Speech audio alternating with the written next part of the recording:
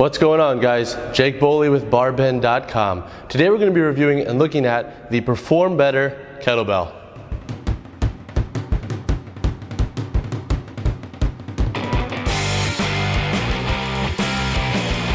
Perform Better is a company that sells a variety of strength equipment. You'll usually see their kettlebells in, let's say, apartment gyms or big box gym settings.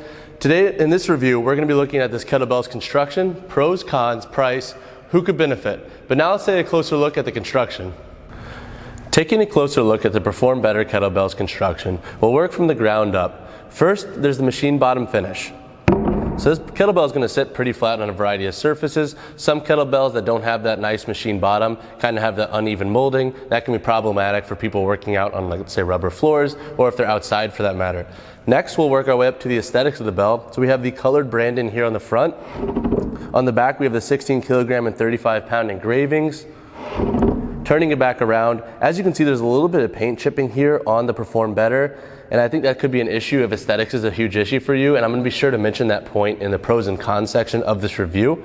Working up to the handle, it's a little bit thicker than, let's say, your 33 millimeter competition kettlebell handle, but I think it's going to be a nice happy medium in between, let's say, some of those thicker, newer, or more generic kettlebells and a competition bell. I think it's going to benefit a variety of hands. And then we look at the coating of the bell.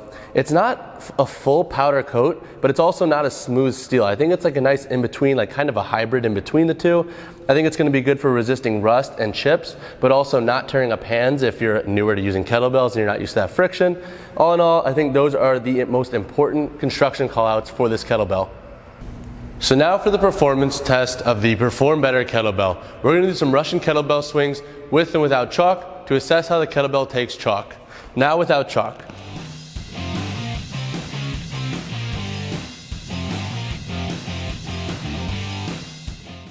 Now we'll apply some chalk.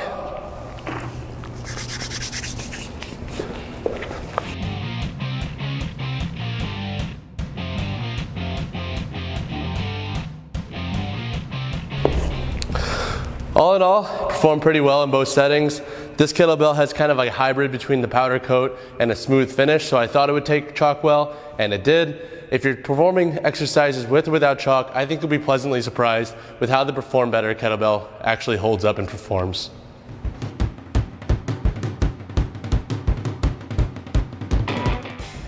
For the price of this 16 kilogram Perform Better kettlebell, you can expect to pay around $63. And now for a kettlebell at that weight, that's a little bit in the average, but a little bit towards the higher end, so it's like that mid to high range on price. If price isn't a huge concern, this kettlebell is pretty solidly made, so it's going to last you a while. But again, just a reminder, it is a little bit on the higher end of price.